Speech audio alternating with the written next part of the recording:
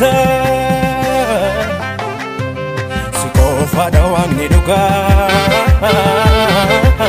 Madale qabdu gofta Atalfa omega da jalqabaf saluma Machi waqa fi lafa hundana sebitama Samin kunte soke dafte jetami leke Dua baddo bafte dua mote kate Olat mankanke Enne turte enne jirtu enne dhufuuf jirtu Kolkolloodha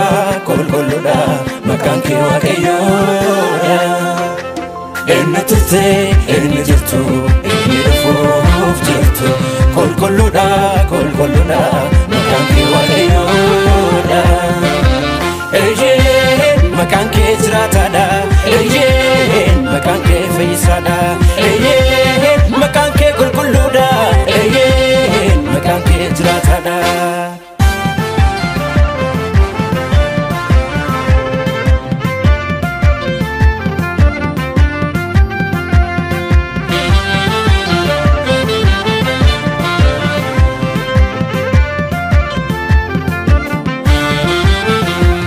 Masijirata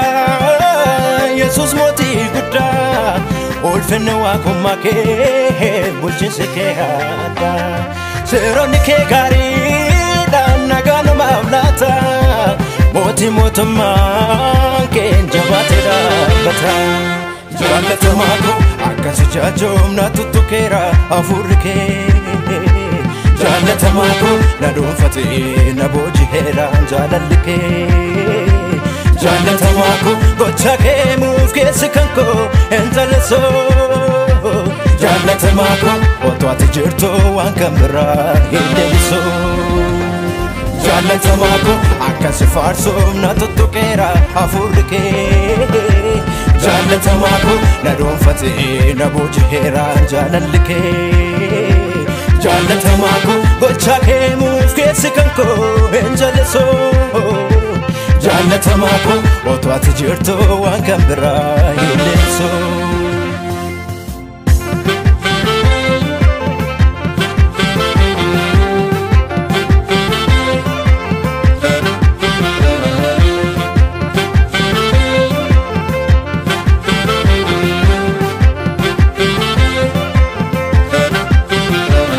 Ilmi kee Yesuus na baheera Sichis lamoo natin dukkanaa'o Jireenyaan argadheem garaa kee Yaahuma koo galanni siif haa ta'u Ifni kee Yesuus naaf ifeera Sichis lamoo natin dukkanaa'o Jireenyaan argadheem garaa kee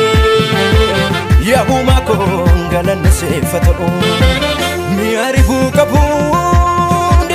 Rarani Ansifarsa Ergan setamane Enkanumne mane Ansifarsa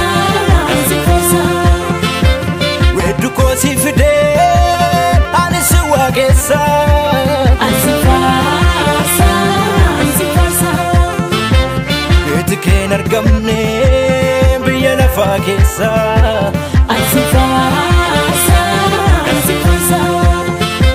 Mi arifu qabu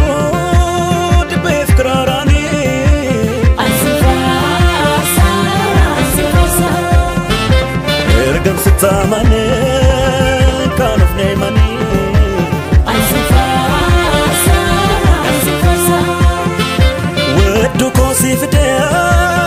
Anisin waqessa Ansifarsa Yetni ken argamne